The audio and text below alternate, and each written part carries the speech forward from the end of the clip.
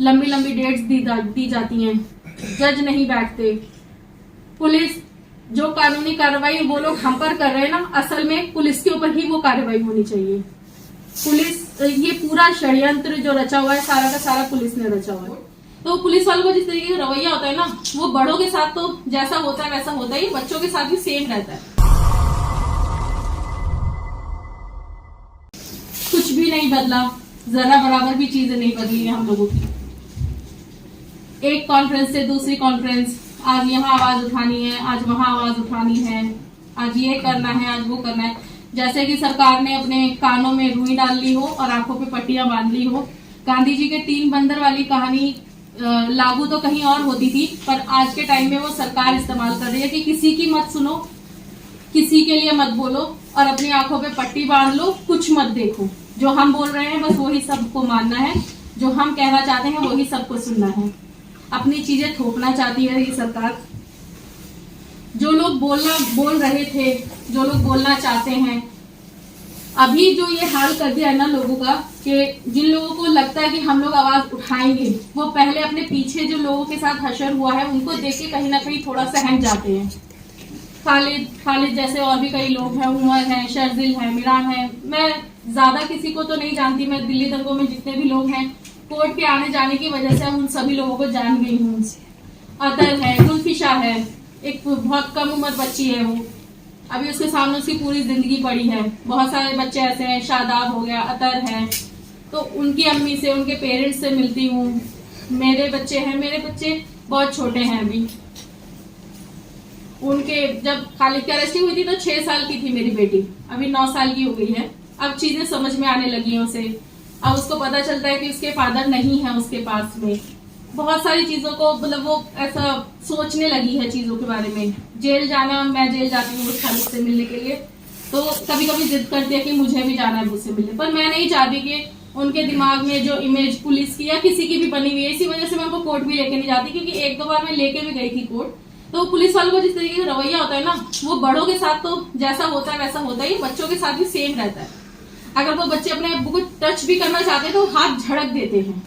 ये नहीं देखते कि बच्चों को उसके बाप के लिए कोई खतरा नहीं है एक दूसरे से, पर फिर भी वो उनको धक्का दे देते हैं। तो इसी वजह से वो उनको ले जाना मैंने वहां भी बंद कर दिया। तो एक मुद्दत हो गई बच्चों को अपने अब्बू को देखे हुए।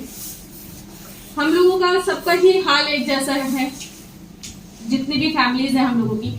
हम लोग कोर्ट में मिलते हैं तो मतलब अब जिस दिन ये कॉन्स्पिरेसी वाला केस की डेट होती है, उस दिन हम लोगों को अपने लोगों से, अपने फैमिली मेंबर जो जेल के अंदर है उन लोगों से मिलने की तो ख्वाहिश होती ही होती है। साथ में उन सबसे भी मिलने की ख्वाहिश होती है कि जो लोग वहां पे आएंगे। तो किसी के भी हाल बिल्कुल भी ठीक नहीं है। कोई अपने बेटे के लिए परेशान है, मैं अपने शौहर के लिए परेशान हूँ, उनके लिए कोर्ट जाना, जेल जाना। तो हम लोगों की लाइफ एकदम सरकार ने बिल्कुल ही उनके हिसाब से, सरकार के हिसाब से कि डिस्ट्रॉय कर दी है। जो वो सोच रहे हैं उन लोगों ने वो लोग अभी भी यही सोच रहे हैं कि इस केस को हम लोग ट्रायल में ना लाएं। लंबी लंबी डेट्स दी जाती हैं, जज नहीं बैठते। पुलिस जो कानूनी कार्रवाई वो लोग हम पर कर रहे हैं ना, असल में पुलिस के ऊपर ही वो कार्रवाई होनी चाहिए। पुलिस ये पूरा षड्यंत्र जो रचा हुआ है सारा का सारा पुलिस ने रचा हुआ है। झूठे केस लगाना, खालिद को और बाकी लोगों को बिना मतलब के केसों में अरेस्ट करना, सिर्फ और सिर्फ वजह ये कि उन लोगों ने ये प्रोटेस्ट में हिस्सा लिया। उन लोगों की समझ में ये नहीं आ रहा था कि इतनी सारी महिलाएं प्रोटेस्ट कैसे कर सकते, खासतौर से मुस्लिम महिलाएं, जिन लोगों की इमेज सब लोगों ने ये बना रखी थी कि ये लोग घरों में रहने वाली हैं, दब के रहने वाली हैं, ये लोग बोलना नहीं जानती, इन लोगों को किसी काम में हिस्सा नहीं लेने दिया जाता। उस इमेज को ये लोग जब हम लोगों ने, मेरी जैसी और महिलाओं ने तोड़ा, तो सरकार हिल गई। सरकार को लगा कि शायद ये बहुत बड़ी कोई कॉन्स्पिरेसी है और कोई इन लोगों को ऑर्गेनाइज कर रहा है। ऐसा कुछ भी नहीं था, जिसके बहुत सारे हथकंडे भी आजमाए थे इन लोगों ने उस प्रोटेस्ट को जानने के लिए, तोड़ने के लिए। जब इन लोगों से वो कुछ भी नहीं हुआ, तब आया कोरोना। कोरोना ने जो बची कुची कसर थी वो इन लोगों ने पूरी कर दी। कोरोना काल में सबसे ज्यादा जो फायदा उठाया वो पुलिस ने उठाया है, क्योंकि उस टाइम पे ना आप लोग ना हम जैसे लोग कहीं निकल पा रहे थे। साइलेंटली उस टाइम पे सब लोगों को अरेस्ट करने का, झूठे केस लगाने का जो असली काम करा था वो उस टाइम पे करा गया। एक थाने से दूसरे थाने ले जाना, उनको मेंटली हैरेस करना, उनके परिवार वालों को मेंटली हैरेस करना। कोरोना काल में जब सब लोग अपने घरों में थे, ठीक है, एक दूसरे का साथ की जरूरत थी, फोन कॉल्स की जरूरत थी, बातें करने की जरूरत थी, उस टाइम पे हम लोगों के घरों के बाहर आस पड़ोस में, मोहल्ले में पुलिस आकर पूछताछ करती थी। इंडिया की टॉप एजेंसीज जब आपके पीछे पड़ जाती है ना, तो आप डर के मारे आपके खुद के रिश्तेदार, खुद के सगे रिश्तेदार भी आपका साथ छोड़ देते हैं। वो चीज हमने झेली है। अगर मैं एक एक स्टोरी बताने लग जाऊं, एक एक डे बाय डे की या महीने बाय महीने की या साल की, अब तो 3 साल हो गए ना, तो उसमें आप लोगों को बहुत सारी ऐसी कहानियां मिलेंगी जो कि आप लोगों को सोचने पे मजबूर कर देंगी कि हम हैं कहाँ। मेरे बच्चों के सवाल, आप अब्बू कब आएंगे, हर रोज, हर ईद पर, हर उनके बर्थडे पे, अपने अब्बू के बर्थडे पे, एक एक ईद पे, एक एक त्योहार पे, 15 अगस्त पे अभी सब लोग, वो हमारे मोदी जी ने बोला था कि प्रधानमंत्री जी ने बोला था झंडा फहराइए। ऐसी ऐसी जगहों पे प्रधानमंत्री जी के कहने के बाद में ये साबित करा गया, जहां पर कभी झंडे नहीं फहराए जाते थे, कि हम देशभक्त हैं। आरएसएस के मुख्यालय पे इतनी सारी जगहों पे झंडे फहरा के ये साबित करा गया कि हम देशभक्त हैं। और हमारे घरों के जैसों का क्या हाल, जहां पे हर साल ही झंडे फहराए जाते हैं, पैदा होने से लेके आज तक फहरा रहे हैं। मेरी इतनी सी बच्ची जिसके अब्बू को इस सरकार ने यूएपीए एक्ट लगा के देशद्रोही साबित करके, उनके हिसाब से तो वो लोग साबित कर ही चुके हैं। मीडिया में जिस तरीके का मीडिया ट्रायल करा गया है उन लोगों का, सबका उनकी तरफ से उन्होंने कर दिया। बाकी तो अब हमें साबित करना है कि हम क्या हैं। मेरे बच्चे हर 15 अगस्त में सेम चीजें करते हैं, उनके लिए कोई वो नहीं है।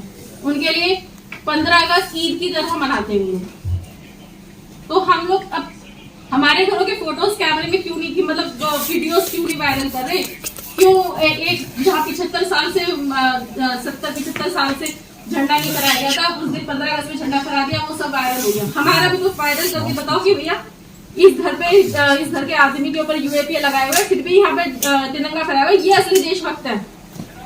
ऐसे करके भी तो वायरल करा जा सकता है ना। क्यों हमें ही बार बार साबित करना पड़ता है कि हम देशभक्त हैं? ऐसी वो कौन सी चीज है जो आप लोगों को चाहिए देशभक्ति साबित करवाने के लिए, और हम क्यों करें देशभक्ति साबित? अगर हमें करनी है तो आप लोग भी करो, पहले सब लोग करो अपनी अपनी देशभक्ति साबित। अगर हमारा नाम उस देशभक्ति की लिस्ट में नहीं है तो मेरे हिसाब से किसी का भी नहीं होना चाहिए। अगर अभी कुछ साल पहले तक मैं इस बेंच के उस तरफ बैठती थी, मुझे नहीं पता था कि मुझे इतनी जल्दी इस जगह पर आके खड़ा होना पड़ेगा और मेरे शौहर की फोटो यहाँ पर होगी। जब मैं आती थी इस तरीके से 4 या 5 फोटोज होते थे कि अब यहाँ ये अरेस्ट कर लिया, वहां ये अरेस्ट कर लिया। अब यहाँ कितने सारे फोटोज हैं और एक एक करके कोई बड़ी बात नहीं है कि आप में से किस किस के और आगे लगेंगे। हो सकता है कल को मेरा भी लग जाए, आपका लग जाए, किसी और का लग जाए। कि किस किस को कैद करोगे ना, ये यही है। और ये चंद ही लोग रह गए हैं। कुछ लोगों को इन्होंने डरा के बिठा दिया है और कुछ लोगों को जेल में डाल दिया है। तो प्लीज जो जेल में गए हैं वो डरे नहीं है। इनका ये आखिरी हथकंडा था, जेल में डालो, यूएपीए लगाओ, सालों तक जेल में सड़ाओ। इसके अलावा इनके पास कुछ और नहीं है। मुझे पूरा यकीन है जिस तरीके से खालिद के ऊपर से, उमर के ऊपर से अभी एक केस डिस्चार्ज हुआ है, इसी तरीके से यूएपीए के लिए भी ना अपने मुंह की खाएंगे और इंशाल्लाह बाइज्जत रिहा होकर फख्र के साथ सब बाहर आएंगे और एक इनकलाबी ताकत के साथ, मजबूती के साथ बाहर आएंगे।